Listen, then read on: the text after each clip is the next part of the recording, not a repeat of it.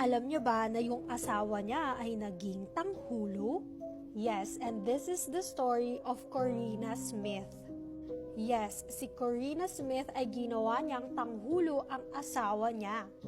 Nalaman ni Corina na may ginagawang kasamaan ang asawa niya sa anak nilang babae. Bata pa lang pala yung anak nila, ginagawa na ng asawa niya ng kasamaan. Kaya nung nalaman ni Corina, galit na galit siya sa asawa niya, kaya nagpakulo siya ng asukal at tubig. At nung mainit na nga yung sinalang niya, binuhos niya sa asawa niya. Sobrang dami nun at ang init, talagang parang naging tanghulo na yung asawa niya. Agad naman nilang dinala sa ospital yung asawa niya pero hindi na umabot. At ito ay namatay.